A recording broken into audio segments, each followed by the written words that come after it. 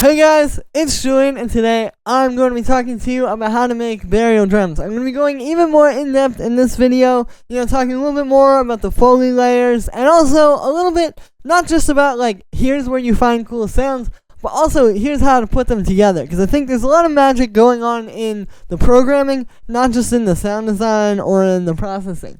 Now to go along with this video, I just dropped a new burial drum template on my Bandcamp. You guys can hear it. You already heard it actually in the intro. It's what I'm going to be using to explain this video. If you want to grab it, the link is right at the top of the description. It's just $5, but you get this really solid template that you can actually use to generate all your own patterns as well, because all of these, you can just go in and drop in your own sounds and just use this as a template, basically, with good programming and with the drums placed in the right spot. And thus, you can make your own burial drum. So I want to create something that's never been seen before on the market. I've never seen anything like this, and I really wish something like this existed back in the day when I first discovered this music, and I wanted to learn how to make it. So link is at the top of the description. Thank you so much for the support, guys. Every sale really helps keep me going. I don't make a whole lot just off of YouTube alone, but with these sample packs and templates and stuff like this, I'm able to keep going and keep bringing you guys new videos every single day. Plus, you get a really awesome template that we've all wanted for years. So link is at the top of the description, and yeah, let's dive in. So, you guys heard this in the intro. Where I would actually probably start, if you're trying to make these types of drums, is going to be with the kick and the snare. And I would probably do those at the same time. It's kind of like when you're making a techno track or a house track, and you kind of always want to keep the kick and the bass as one thing. That's how we're treating these. It's like the kick and the rim shot has to groove together.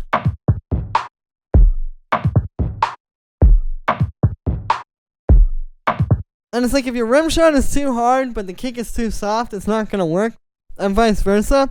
So you really want to treat these kind of one groove. And I think the secret here is that it's never going to be just one, right?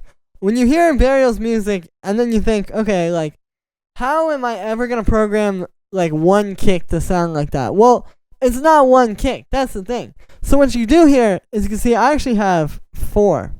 So we have one, which is the fattest one, which just goes right on the 1. Every bar just hits almost like it's restarting the beat. That every time you can count on that thump. And then we have these 3 others that are kind of playing this rhythm. I'll play it with the metronome so you can hear.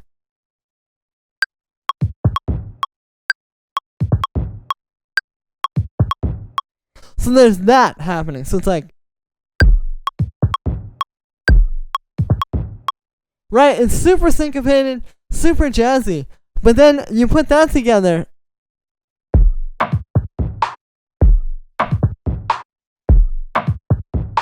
and you can hear the groove. And the reason why we use 3 is to get that kind of morphing texture, so to speak. When you hear these tracks and you're wondering how is he getting one kick to sound that way, it's not that. It's just that when you flip across 3 different samples really quick like this, or however many you end up doing, you get kind of a cool, it sounds like it's a morphing kick, but it's actually just 3 different kicks. Really basic there. And then it's the same thing with the rim shots, right? We have one which is a bit darker, and then one which is more of a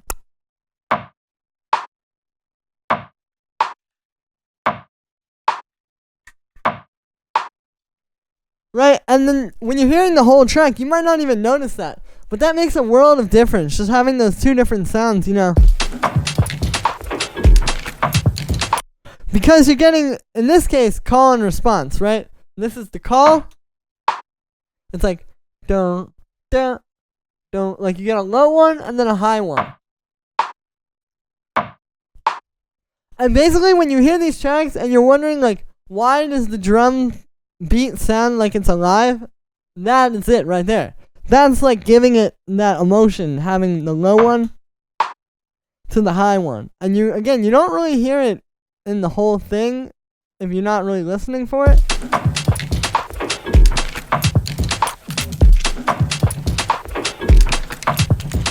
But it makes a world of difference.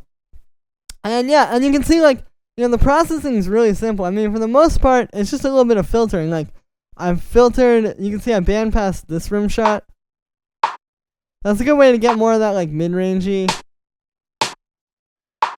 kind of earthy thing out of it. And then I just high passed the 3 kicks that are kind of like playing their own thing there. And then again, so you're going to start with these. Because this on its own, if you don't know what you're doing, that'll take you a little bit of time to get like a nice groove like that, right?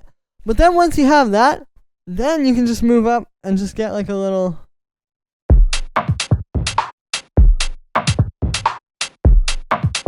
right? Just like a hi-hat playing on the upbeats. And that's all this is. It's just like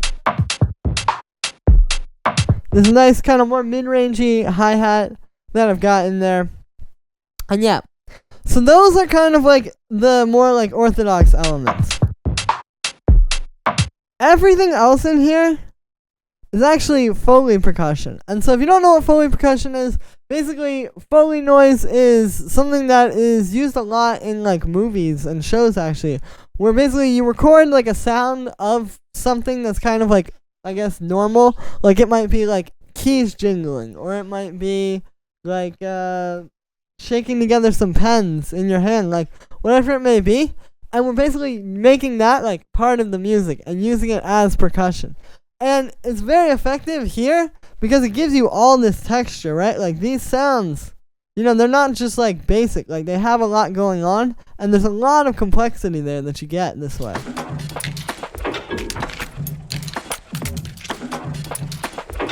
Right? It's all that stuff in the background.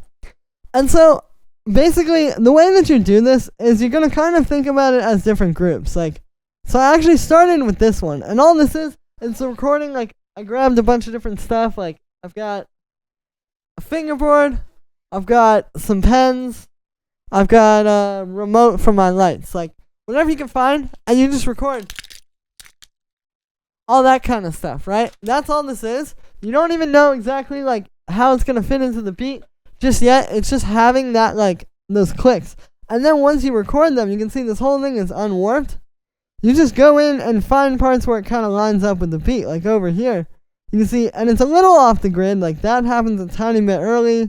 That's a little bit late. That one's a little early. But that's the whole point. This is basically introducing stuff in here that isn't going to be perfectly on the grid, but is going to fit into the beat. And that's basically how this is going to work. Because all this other stuff down here, like that I already showed you, super rigid, right? Super on the grid. If you just play that stuff, it's too basic. But also, like, to go and just get a bunch of samples and knock them off the grid and still have it, like, perfectly create a groove, like, can be very challenging. And honestly, it's just not the way to do it. Instead, this is how you do it. You get stuff like this, drop it in, and then you're going to end up with all these cool little happy accidents. And that's basically what all this is. So, like, if I play that with the beat,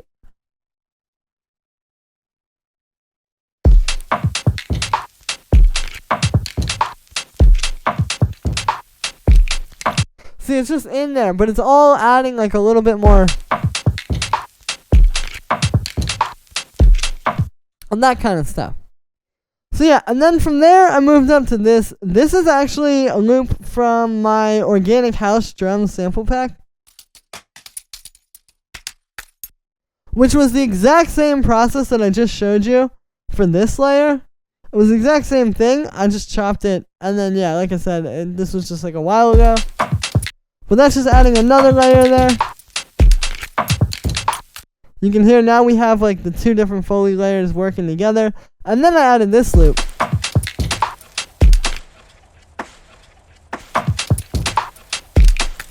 which just gives you that like repetitive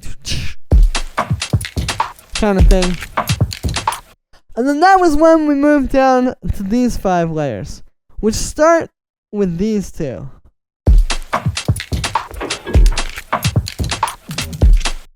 So these are the same deal, right? Just these different Foley recordings that I had that I placed in the beat. They're not warped at all. It's not really trying to sync it, but it's more so finding places where it syncs up naturally. So here, it sounded really good, like at the end of the bar, and then this one's at the end of every 2 bars. And now what we're getting is, just like I was talking about with the rim shots, we're getting call and response inside of this pattern. There's the call. And then there's the response, that little. And again, this is where it goes to, like, it's not just about having cool Foley recordings. It's not just about having, like, the best burial sample pack ever. This is where you really have to understand what you're doing. That, like, putting those call and response elements, having, like, the call and the response be so sparse like that, while there's all that other stuff that's constantly happening underneath it. You know, that's a big part of, like I said, kind of bringing these beats to life and making them really feel like they are, you know, organic and not just, like, a bunch of programmed noises. So that's how we have those two, and then we have 3 more underneath that. So we got this one, which you can actually hear this one. That's just like in the low end. Right, so it's like a very subliminal, like not really something that you're even noticing, but when you take it out, see, there's something that's just a lot less organic when you take that out. Then there's this one.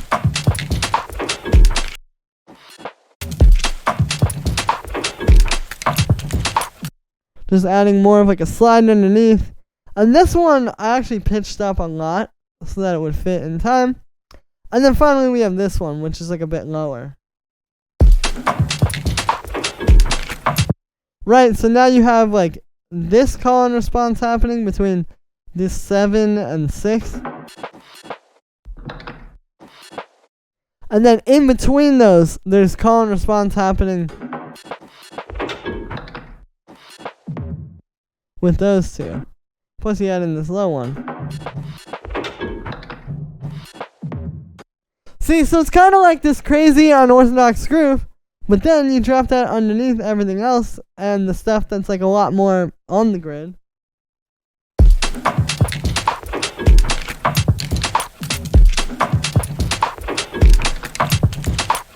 And it's all going to fit really well. So you can see it's not actually that challenging. I think it's just hard when you don't know what you're doing. And it's definitely hard the first few times that you do it. But that is why I made this video, to explain it to you. And yeah, so that is going to be it for this video, guys. I hope you enjoyed. As always, make sure to like this video as well as subscribe. And let me know what you think of this video in the comments. Like I said in the beginning, you can get this new burial drums template for just $5 right in the top of the description on my Bandcamp. Again, this really helps support me. If you guys enjoyed these videos, definitely go grab it, as I don't make a whole lot just off of YouTube. But when you get stuff like this, it's going to help keep me going, so I can keep bringing you guys new videos and new stuff like this that isn't out there on the internet. Thank you so much for all the support, guys, and I will see you tomorrow with another video.